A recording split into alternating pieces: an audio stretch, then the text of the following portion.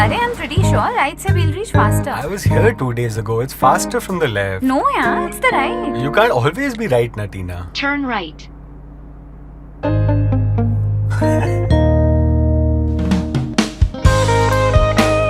The all-new Slavia. Skoda. Simply clever. राज्याच्या राजकारणातली आताची सर्वात मोठी बातमी, पहाटेच्या शपथवेळी जे सरकार स्थापन झालं होतं त्याला राष्ट्रवादी काँग्रेसचे अध्यक्ष शरद पवार यांची संमती होती असा मोठा गौप्यस्फोट उपमुख्यमंत्री देवेंद्र फडणवीस यांनी केला। एका वाहिनीशी बोलताना त्यांनी हा गौप्यस्फोट केलाय। पाहूयात नेमकं काय म्हणाले देवेंद्र फडणवीस। त्यावेळी आमच्याकडेही राष्ट्रवादी काँग्रेसकडून ऑफर आली की आम्हाला स्टेबल गव्हर्नमेंट हवं आणि म्हणून आपण सरकार तयार करूया। आणि मग राजकारणामध्ये ज्यावेळेस एखादा व्यक्ती तुम्हाला धोका देतो त्यावेळी तुम्हाला चेहरा पाहत नाही बसता येत, मग आम्ही निर्णय केला की चला ठीक आहे। आणि म्हणून आम्ही त्यांच्याशी चर्चा केली आणि चर्चा केल्यानंतर म्हणजे मी अगदी स्पष्टपणे सांगतो की जी काही चर्चा झाली ती माझ्यासोबत विश्वासघात तर झालाच आणि 2 वेळा झाला। पहिला विश्वासघात उद्धव ठाकरेजींनी केला। उद्धवजींनी आमच्यासोबत निवडणुका लढल्या, आमच्यासोबत निवडून आले।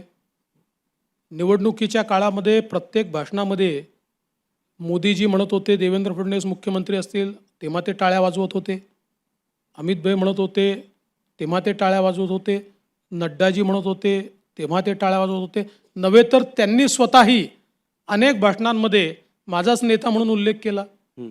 आणि त्यानंतर ज्यावेळी नंबर त्यांच्या लक्षात आलं असं आहे की आता आपल्याला मुख्यमंत्री बनता येतं, त्यावेळी त्यांनी माझा फोन देखील घेतला नाही, माझ्याशी चर्चाही केली नाही आणि मुख्यमंत्र्यांची खुर्ची त्यांना इतकी प्रिय झाली की ते काँग्रेस आणि राष्ट्रवादीसोबत निघून गेले। त्यामुळे निश्चितपणे एक प्रकारे आमचा विश्वासघात त्यांनी केला। दुसरा विश्वासघात ज्यांनी केला त्यांना मी कमी दोष देईल, कमी याकरता देईल की ते काही आमच्यासोबत निवडून आले नव्हते। ज्यावेळी उद्धवजी काँग्रेससोबत चर्चा करतायत, राष्ट्रवादीसोबत चर्चा करतायत हे लक्षात आलं आणि त्यांची चर्चा पुढे गेली हे लक्षात आलं, त्यावेळी आमच्याकडेही राष्ट्रवादी काँग्रेसकडून ऑफर आली की आम्हाला स्टेबल गव्हर्नमेंट हवं आहे आणि म्हणून आपण सरकार तयार करूया। आणि मग राजकारणामध्ये ज्यावेळेस एखादा व्यक्ती तुम्हाला धोका देतो त्यावेळी तुम्हाला चेहरा पाहत नाही बसता येत, आणि मग आम्ही निर्णय केला की चला ठीक आहे। आणि म्हणून आम्ही त्यांच्याशी चर्चा केली आणि चर्चा केल्यानंतर म्हणजे मी अगदी स्पष्टपणे सांगतो की जी काही चर्चा झाली ती शरद पवार साहेबांशीच झाली होती, ती काही खाली झालेली चर्चा नाही। शरद पवार साहेबांची चर्चा झाली, त्यानंतर गोष्टी ठरल्या, त्या ठरल्यानंतर त्या कशा बदलल्या हे आपण सगळ्यांनी बघितलेलं आहे। त्यामुळे त्याही ठिकाणी एक प्रकारचा विश्वासघातच आमच्यासोबत झाला। पहिला विश्वासघात हा जास्त मोठा मी मानतो, कारण तो आपल्या सोबतच्या व्यक्तीने केला होता। He was under obligation to form a government with us, आणि तरी त्यांनी तो केला होता। त्यामुळे तो मोठा विश्वासघात होता, हा छोटा होता।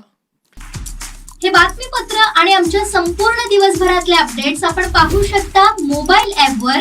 लगेचच प्ले स्टोअरवर जा आणि डाउनलोड करा कोकणसाद लाईव्हचं मोबाईल ॲप।